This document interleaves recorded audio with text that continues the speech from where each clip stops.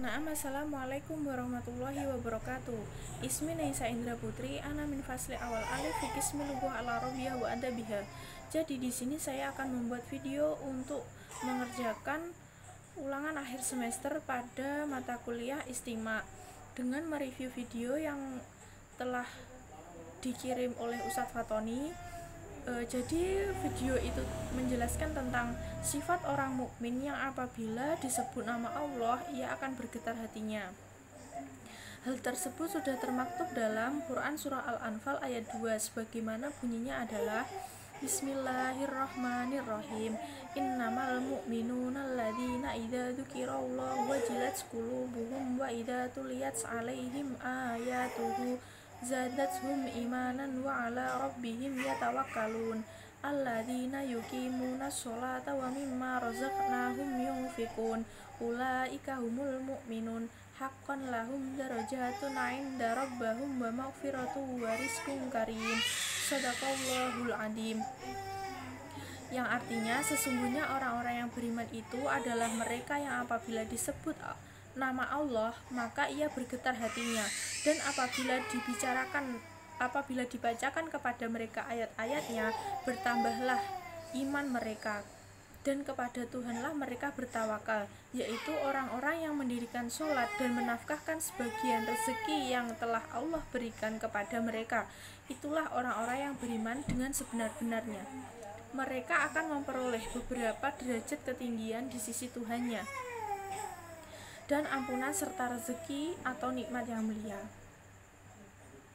Allah Subhanahu wa Ta'ala menyebutkan di dalam surah Al-Anfal ayat 2-4 tentang ciri-ciri orang yang beriman. Seperti apa ciri-ciri orang beriman itu? Yang pertama adalah memiliki rasa gemetar hatinya kepada Allah, sebagaimana firman Allah, Innamal mu'minuna alladzi idza dzukirallahu wajilat qulubuhum. Hanya orang yang berimanlah jika disebutkan nama Allah maka ia akan gemetar hatinya, ada rasa takut dalam hatinya. Rasa takutnya justru adalah sebagai bentuk mengagungkan asma Allah. Maka jika ia berkeinginan untuk melakukan perbuatan maksiat, perbuatan dosa, ia pun teringat kepada Allah, ia akan takut untuk melaksanakannya, dan dengan adanya itu dia tidak jadi melakukan hal tersebut. Orang yang seperti itu sama dengan Nabi Yusuf dan orang-orang yang beriman lainnya, yang mana gemetar hatinya manakala digoda lawan jenis atau bercanda dengan yang bukan mahramnya, dia itu menolak. Gemetar itu menunjukkan rasa takutnya kepada Allah, dan ia lebih baik ditusuk besi tajam daripada bersentuh dengan orang yang bukan mahramnya. Ia pun lebih baik sendiri atau dengan keluarganya daripada dengan orang yang bukan mahram yang hanya menambah dosa-dosa. Kemudian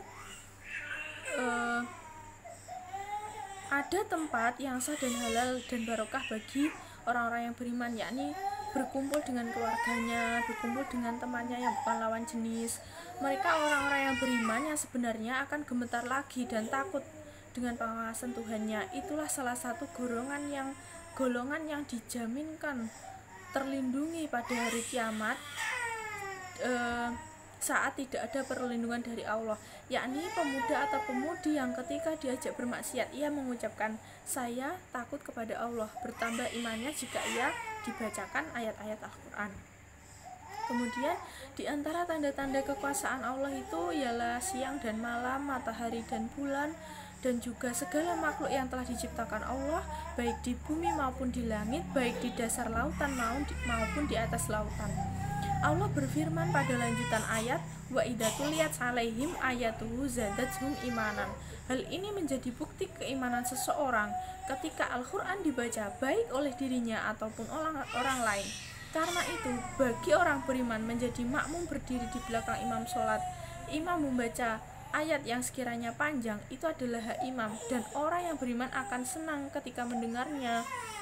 Sebab yaitu tadi, apabila dibacakan ayat-ayat Allah maka bertambahlah keimanannya.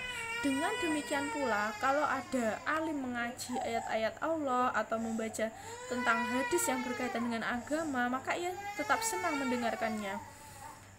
Kemudian sifat-sifat orang beriman yang kedua adalah bertawakal hanya kepada Allah. Allah berfirman pada lanjutan ayat, wa ala rabbihim yatawakkalun, dan hanya kepada Tuhannya mereka bertawakal. Orang-orang yang beriman akan menyandarkan segala urusannya itu hanya kepada Allah, bukan kepada benda atau hal yang lainnya. Karena orang yang beriman itu yakin bahwa tidak akan ada yang terwujud, tidak akan ada hal yang terwujud kecuali atas kehendak Allah, dan jika Allah tidak berkehendak maka sesuatu itu tidak akan terjadi.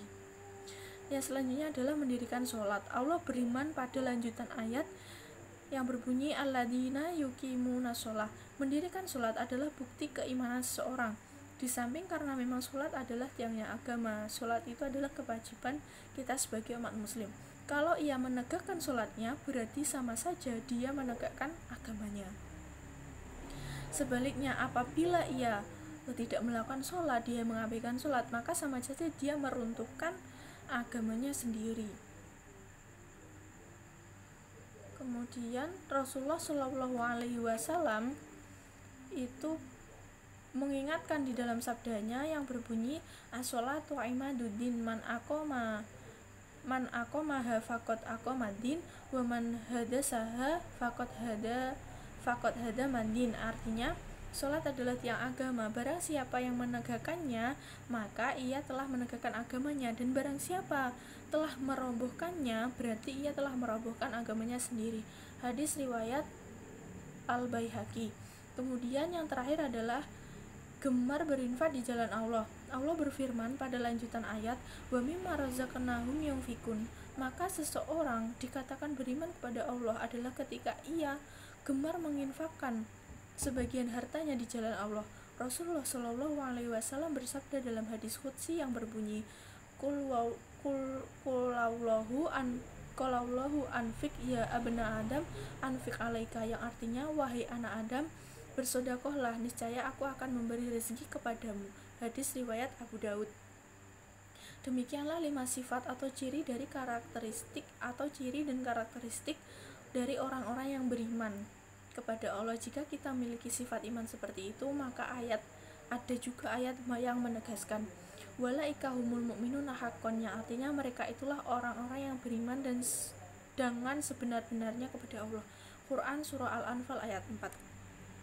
Dan perlu diketahui bahwa ketika kita berinfak atau bersedekah di jalan Allah, maka kita tidak akan rugi. Justru rezeki atau harta kita akan bertambah. Tidak ada yang namanya berinfak atau bersedekah itu membuat kita rugi. Naam, rubama minni ilada, syukron, wassalamualaikum warahmatullahi wabarakatuh.